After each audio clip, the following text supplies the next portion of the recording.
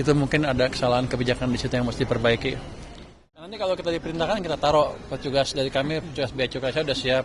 Kalau imigrasi mesti ngomong bisa dengan Pak Silmi dan menterinya. Tapi saya nggak tahu, saya kan baru masuk. Saya pikir dulu sih ada treatment khusus di mana mereka bisa langsung masuk sana.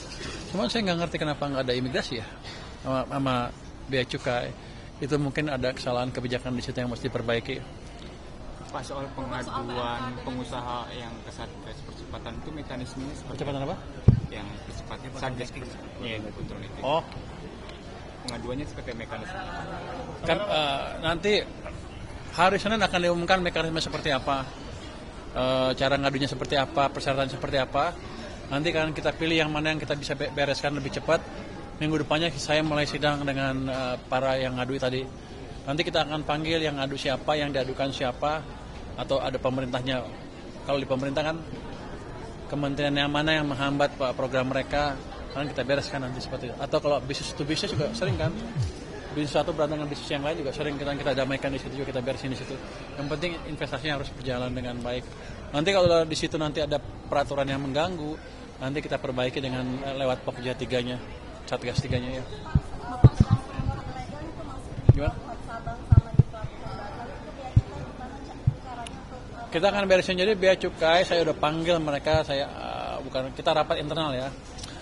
Kita bilang, kita diskusikan dengan mereka, saya bilang begini, image bea cukai kurang bagus di media, di masyarakat, di pimpinan tertinggi kita. Jadi kita harus perbaiki, yang mana kameranya? Jadi kita harus perbaiki dengan serius. Saya bilang dengan mereka, saya sudah minta waktu ke Presiden 1 tahun untuk nggak diganggu dulu. Saya biarkan saya beri waktu saya untuk memperbaiki bea cukai. Karena ancaman serius. Kalau kita bea cukai nggak bisa memperbaiki kinerjanya dan masyarakat masih nggak puas, bea cukai bisa dibukukan diganti dengan SGS. Seperti zaman dulu lagi. Jadi sekarang bea cukai, orang-orang bea cukai mengerti betul ancaman yang mereka hadapin. Jadi mereka sudah amat semangat memperbaiki kinerja mereka. Dan kita sudah mulai terapkan AI di stasiun-stasiun bea cukai. Jadi nanti under invoicing akan cepat terdeteksi sambil kita perbaiki yang lain. Jadi kita pelajari betul. Jadi sekarang cukup baik kemajuannya. Saya pikir tahun depan sih sudah aman lah. Artinya bea cukai akan bisa bekerja dengan baik dan profesional. Supaya aturan baru dan desa. Karena gini saya bilang, kalau kita gagal memperbaiki nanti 16.000 orang pegawai bea cukai dirumahkan. Jadi mereka orang bea cukai pintar-pintar dan siap untuk merubah keadaan. Gimana? Pak, aturan baru dana desa Pak, itu kan pencairannya Pak. Pencairannya cuma bisa dilakukan setelah Kongres berdiri ya Pak di desa itu gimana Pak? Siapa ya aturan siapa tuh? Aturan Bapak. PMK pasti Pak. Aturan yang saya tahu ya itu.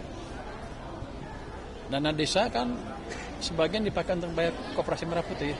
Berapa persen Pak dari dana desa itu Pak? Nanti kita lihat seperti apa ininya.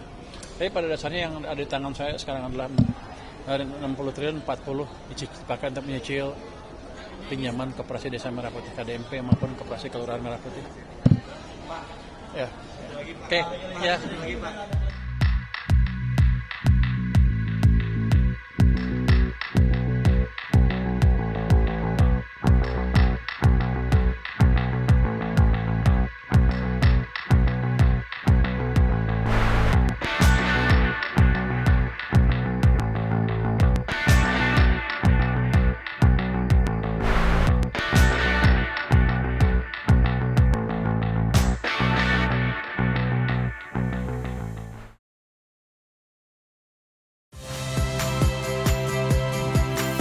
Saya Ihsan Sitorus.